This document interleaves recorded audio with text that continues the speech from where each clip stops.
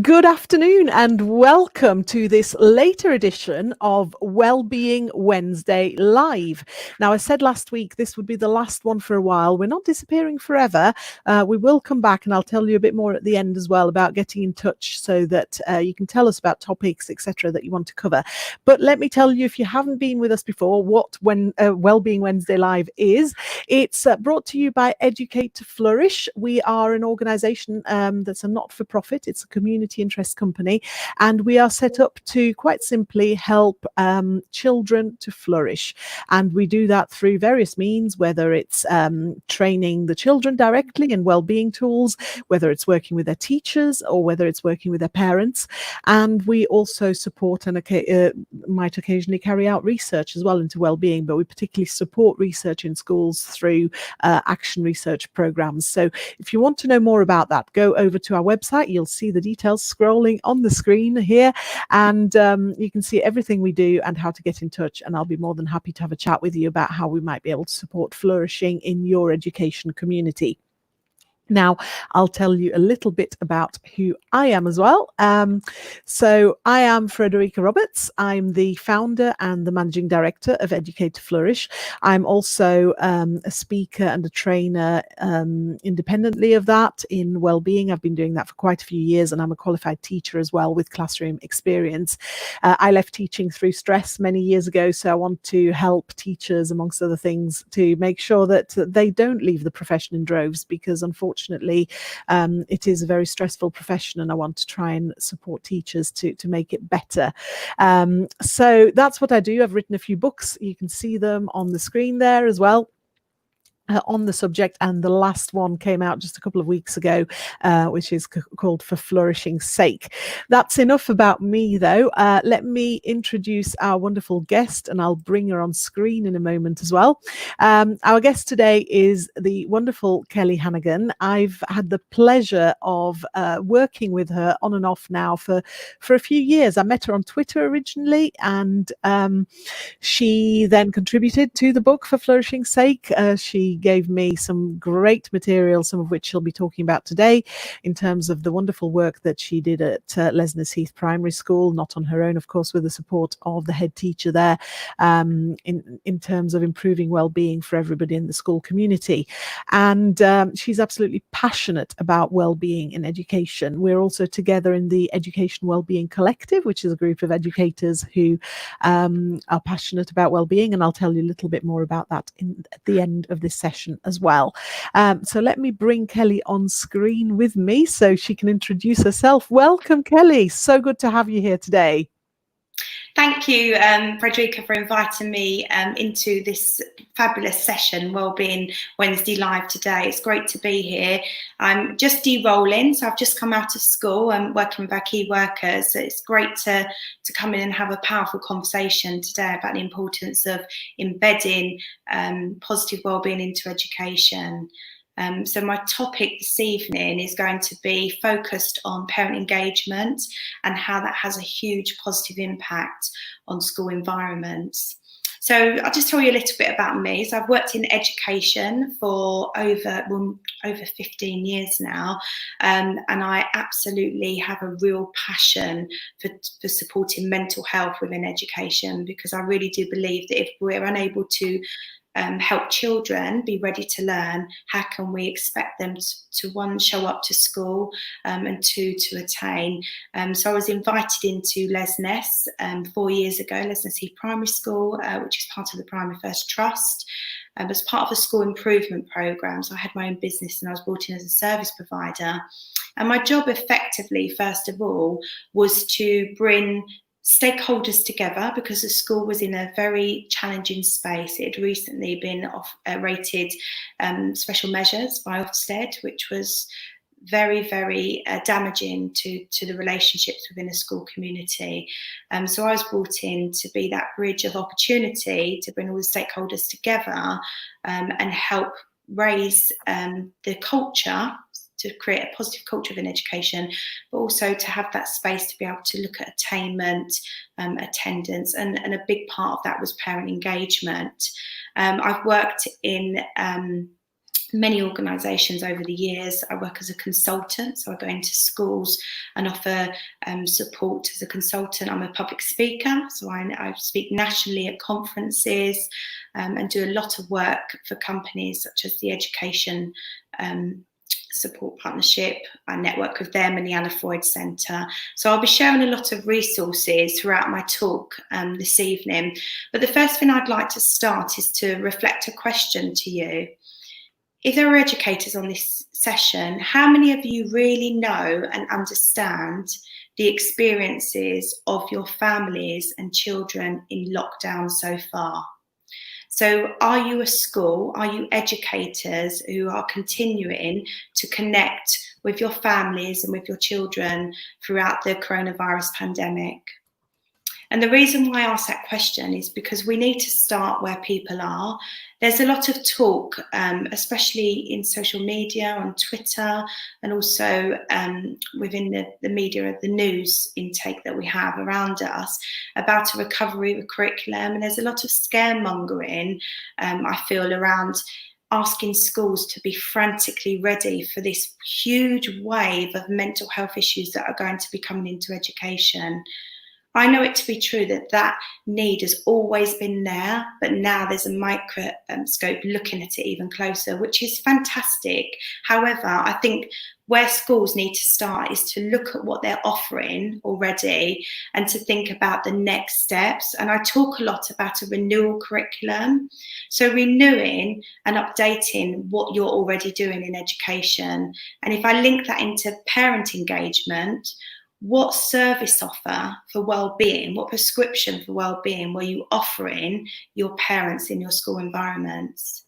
That's brilliant, Kelly. And there'll be so much that we can cover on that in a moment. And hopefully our viewers, and I've seen that Nina Jackson's been commenting, which is brilliant.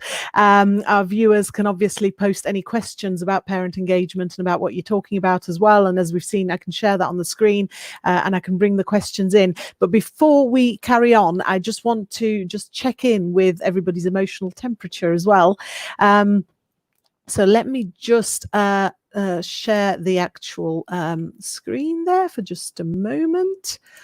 And here we go. So if you go to pollev.com, so you can see on the screen there that Kelly and I have already done it, and we'll talk to you through in a minute what we've actually put on ours and why.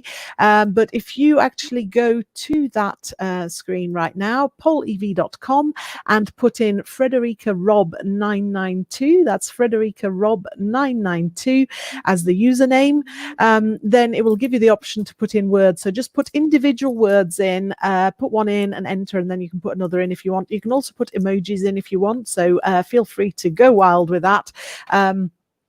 I'll just maximize the screen on that one so you can see it better. So go to pollev.com, and then the user is Frederica Rob 992, and you can put in whatever you're feeling at the moment. So you can see that both Kelly and I are clearly excited, because the word excited has gone really big there. So Kelly, what are you excited about right now? I think I'm excited to have the opportunity to take my new learning within the coronavirus lockdown, because I think we've all had a space to reflect and learn and think about the changes that we want to take forward. And something that I'm really, really interested in is developing my Family Matters programme, which I'm going to talk a little bit more about in a minute.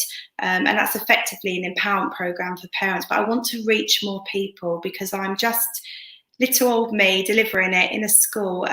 So I've got some exciting projects ahead around supporting other organisations with some really good quality resources and content to engage parents.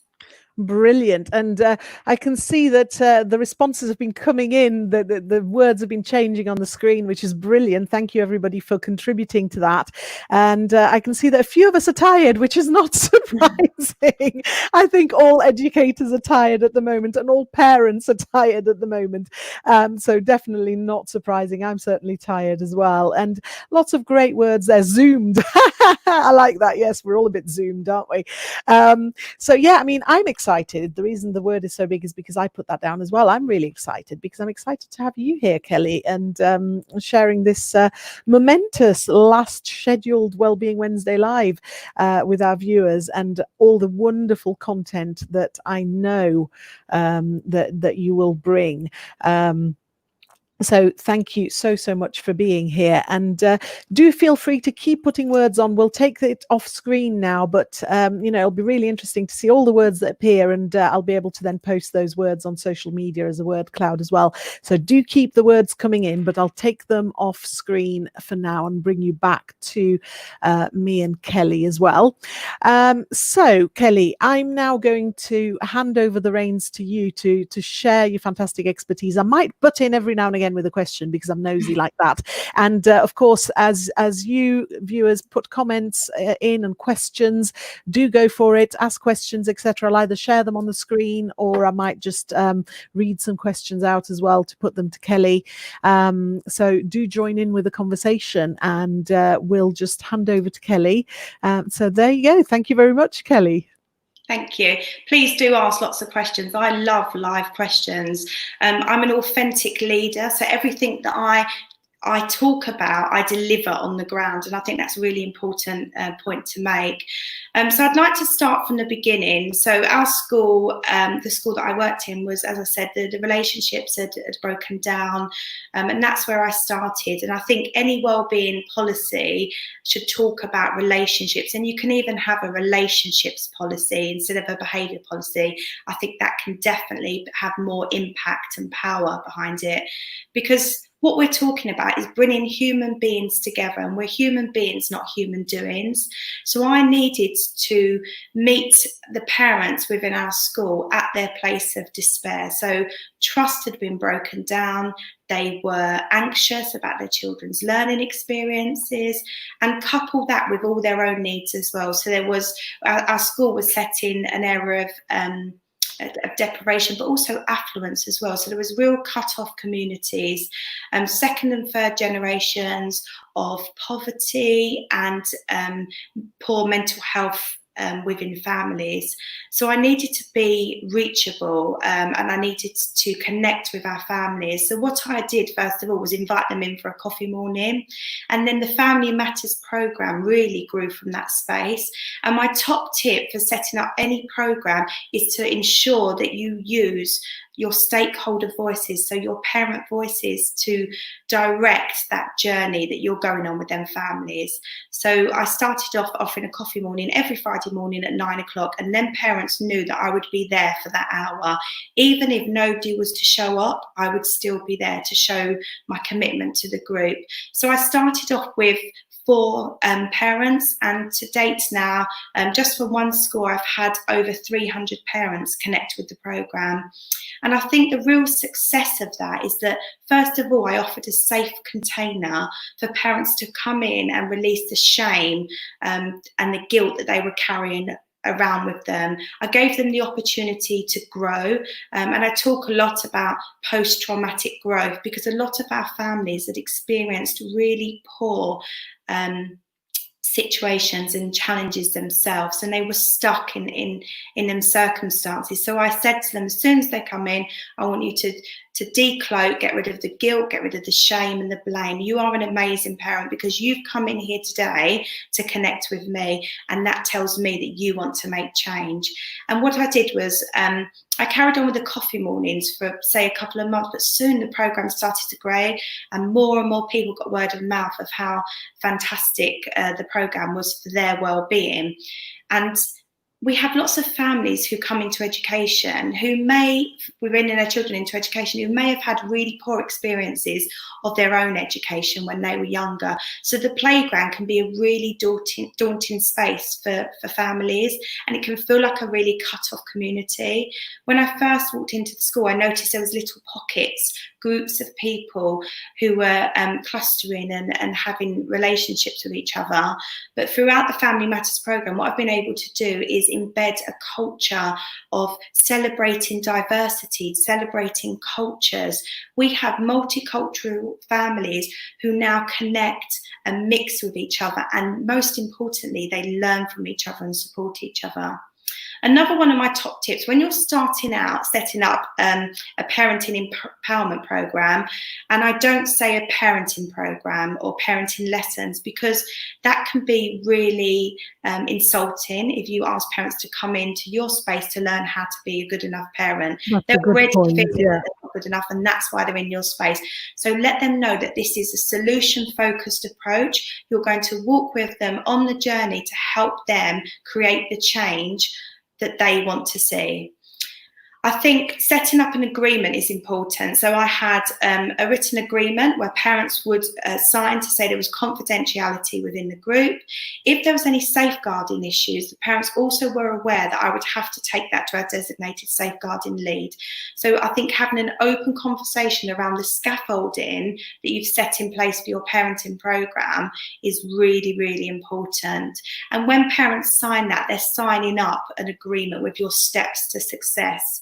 I also like the parents to set out the ground rules as well. So the first session and every session starts with a check-in, a bit like we did earlier with Frederica. And I love that idea of creating a mind map of words, because we all come into spaces at different times with very different packages of emotion. So I think it's really important to have a space to explore them, and then to take the temperature at the end of the session.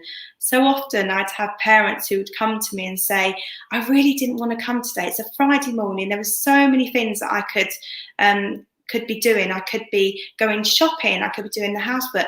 But what they realised quite quickly is that this was their well-being prescription. This was their magical ingredients. And I'm going to highlight Nina Jackson here, because she is an incredible human being who talks a lot about magical ingredients. We all come with our own ingredients, our own genetic makeup, but also our experiences. They add to that ingredients as well. So I celebrate that within the Family Matters programme.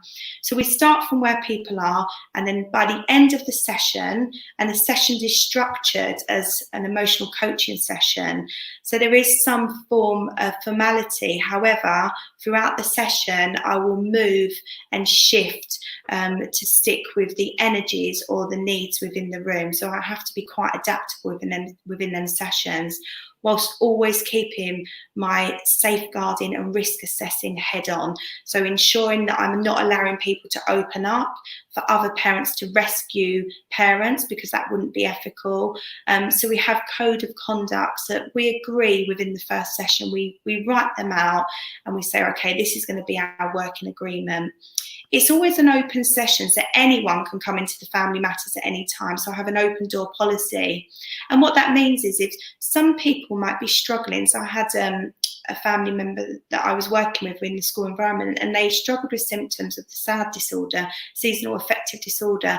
So having the Family Matters in the winter time was literally life-saving for that person. And she really got a lot out of the sessions.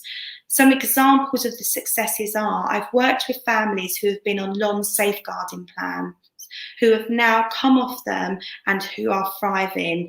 I've had parents who have really lacked with confidence and not been able to even dip their toes into the working world, who are now working as NHS nurses. Wow. I've had adoptive families who have come to me and said, we feel like we have no support. We've got this beautiful, beautiful child who has huge complex needs. We've adopted this delightful daughter. However, as soon as we took that step, all of the support fell away from around us. And coming to the school and working within Family Matters, and this was a dad's quote, this was exactly what he said to me. It was like winning the lottery. That's how it felt. Because we've just lost you for just a second there, but while the connection hopefully sorts itself out, that is one of the stories that you told me when I interviewed you for my book, for Flourishing's sake. And I remember it just gave me goosebumps to think that, you know, the impact of something so simple really, but actually very structured, that you're doing with parents.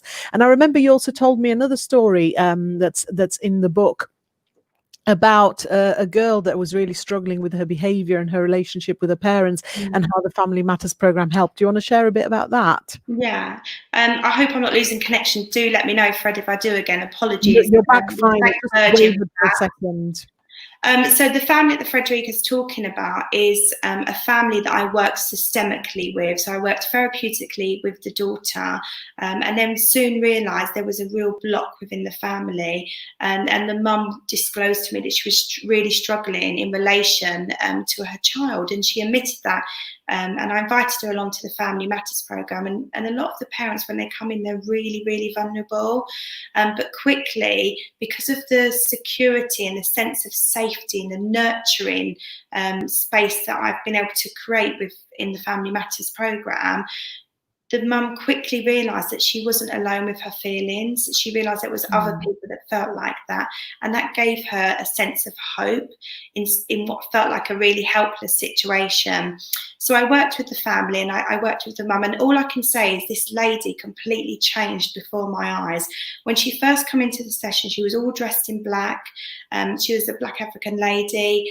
She was very shut down emotionally. Her head was down, and within the session, week by week, I saw her blossom. She started to wear colour, and actually I'm getting tingles in my arms now thinking about it. I'm so incredibly proud of the work that the family's put in. I'm just there offering a space and offering the content, but it's the families who take on the work. And seeing her blossom, and what that story ended in is that her and her daughter really did come together. The daughter was thriving. Before, she was crying, underconfident, was getting too attached to the teachers, and then the teachers were struggling in relation to the child.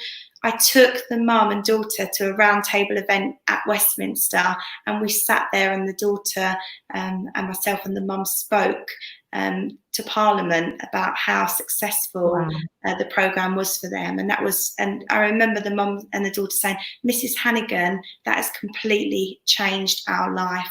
And the daughter even got a photo before Boris was Prime Minister. We're not going to get political now, but had a selfie. She just, it was a moment that she possibly never would have experienced if it weren't for them doing the work and celebrating the successes around that.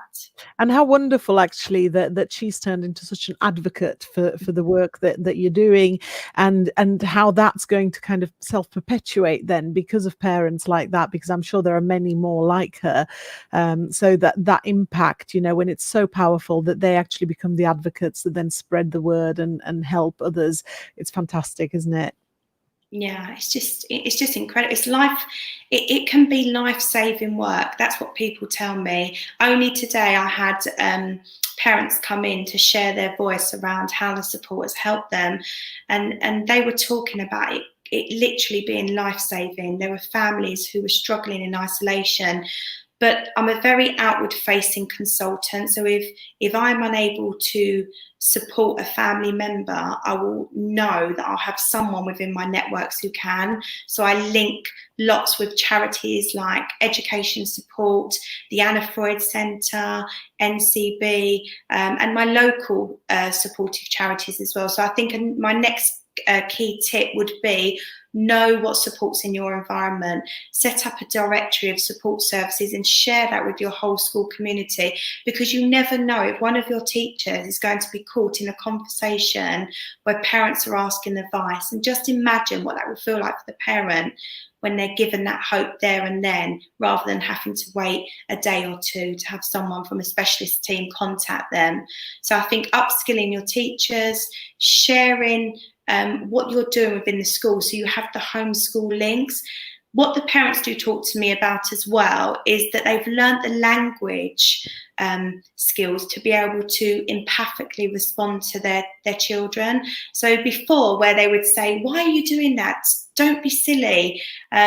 Stop agitating me." They're now able to look beyond the behaviour, and what the language that my parents, and I see them across my school community using now, is they'll say, "I can see you're really frustrated. What do you need to feel better?"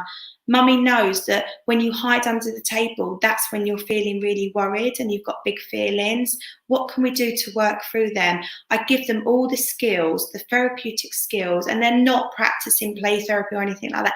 I'm giving them language skills. I'm helping them understand what goes on underneath behaviour. The families that link with the Family Matters programme, they know that behaviour is just a symptom to an unmet need or root cause. And they talk about that very intelligently within the wider school community and share that information with other parents. That's brilliant. Thank you so much. Now, can you believe it, Kelly? I mean, we could talk about this all day, but we're already at 25 past. So we need to start wrapping this up by sharing some resources. So I'll share some resources that I'd like to share with the audience. And then I know that you have an amazing resource that you've created that you want to share.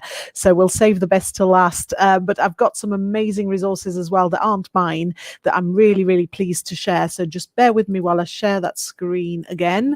Okie dokie. So here we go.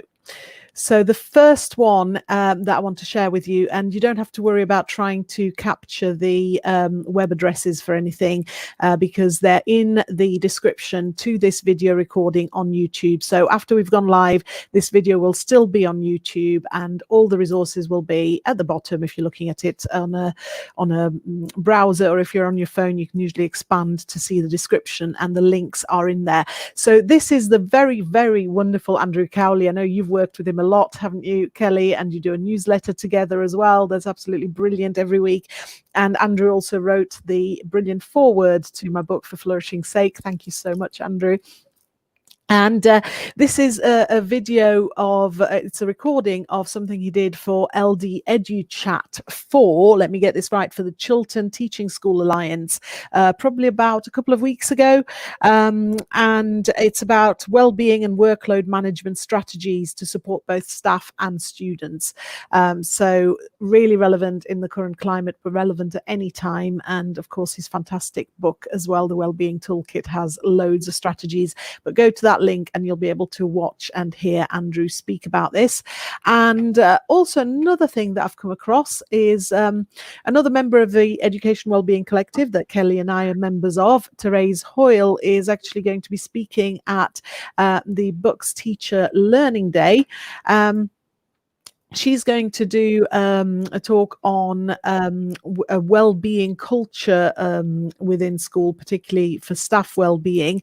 But if you scroll down here, and this is a free event, it's like basically like a CPD day, but all online. There's the lovely Therese.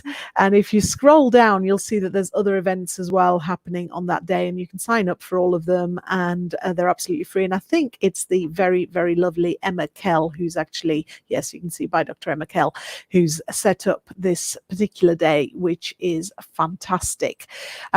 So I'm going to now bring up in a moment the resource that Kelly has created, and I'll share that, and then you can tell us all about it, Kelly. So just bear with me while I've got the right thing in front of me.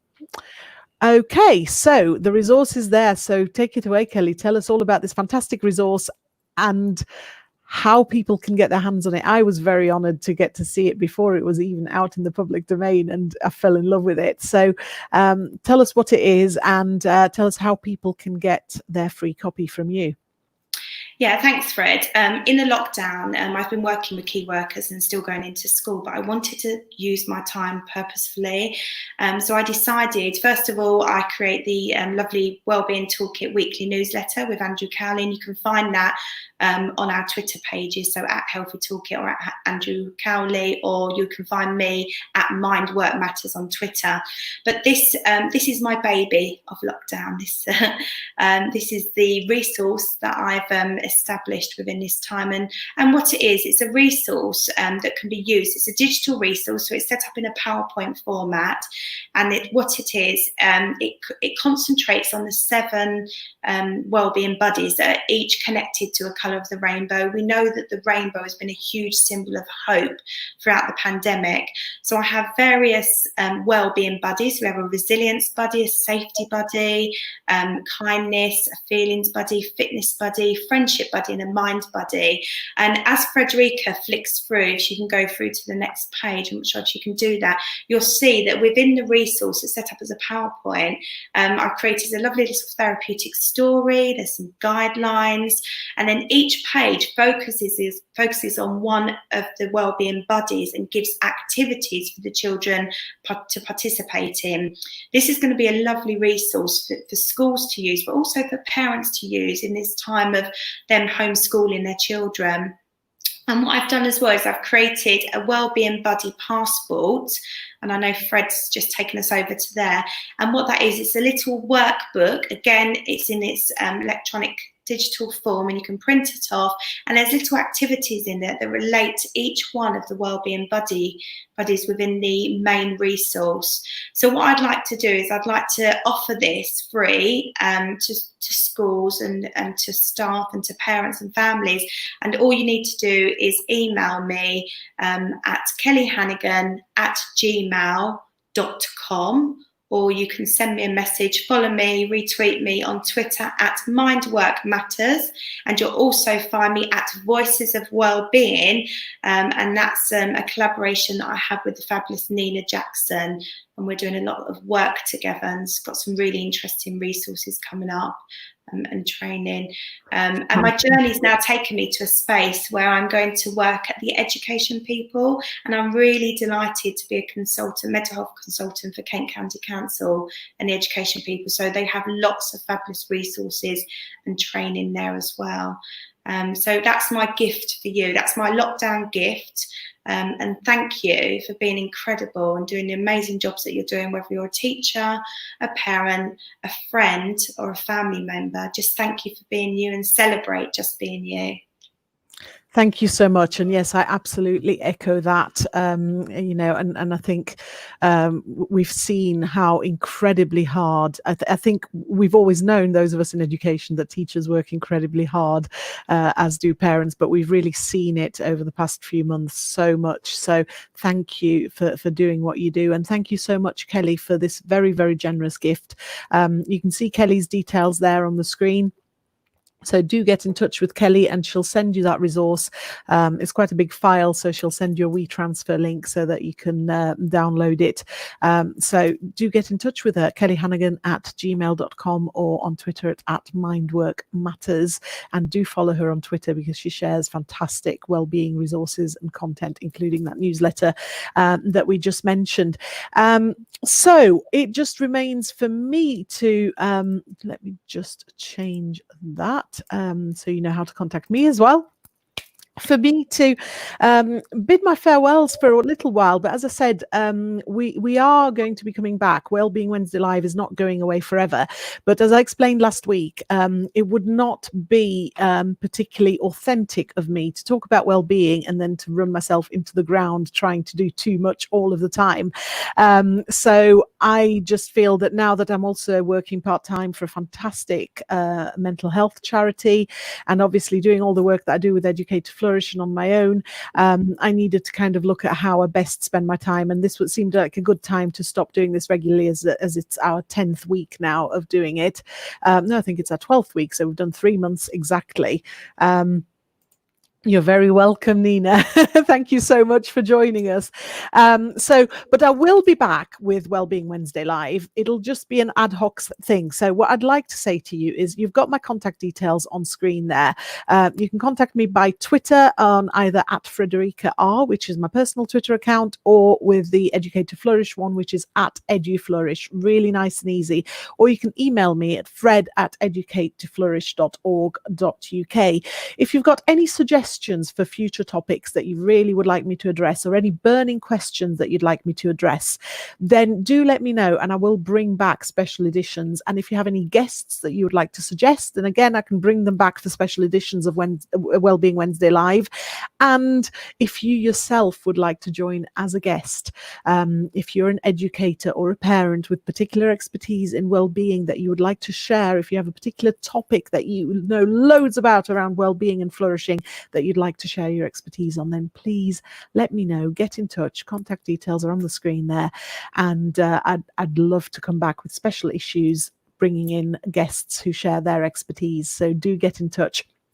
But also, as I've mentioned a couple of times, Kelly and I are part of the Education Wellbeing Collective. So now I've changed the banner. Look at that. How cool is this little tool? I love fancy tech. So check out the Education Wellbeing Collective. The hashtag is EdWellCol. You'll find that on Twitter and on Facebook. We don't have a Twitter account just yet because we are all volunteers. And again, we're having to try and not stretch ourselves too thinly. But we do have a Facebook group and a Facebook page. So do find the Facebook page. It's Education Wellbeing Collective on Facebook. And the reason I'm telling you about this is because if you're going to be missing these live Wednesdays, on Thursdays, not every Thursday, but on Thursdays, we are actually having live panels. We've already had 2, and you'll find them, the replays, on the Education Wellbeing Collective Facebook page. And you will also be able to watch the next one, which is on the 9th of July. And then we'll have another one on the 30th of July. So the 9th of July will be a panel about taking responsibility for your own well-being. And on the 30th of July, we're going to be talking about well-being through character education. So lots and lots of great content. Fantastic panelists are joining us. Really brilliant, experienced educators with so much to contribute. So do join us and see what we have to share. So you'll have plenty to go at. But having said that, we are now over time. So again, thank you so much, Kelly. Thank you so much for being with us today. Thank you, all of you who've been watching, and thank you, Nina Jackson, for all the fantastic comments as well. It's been great to have you there championing what we've been talking about. But yeah, massive thank you to you, Kelly. It's been a pleasure to have you. Thank you for having me. It's been fantastic. Can I just say one last shout out? It's for an amazing charity book called Rethink the Rainbow. All of the donations are going towards children's mental health charities, and my wellbeing buddies are part of that book. If you can contact I Am a Giant Leaper and pre-order your digital book, and it's got lots of lovely stuff in there to support schools. I'll add the link to that to the description as well, so that people can get hold of that. Brilliant. Thank you. Right. Thank you so much, and have a lovely evening, everyone. Thank you so much, Kelly. Bye. Have a great evening.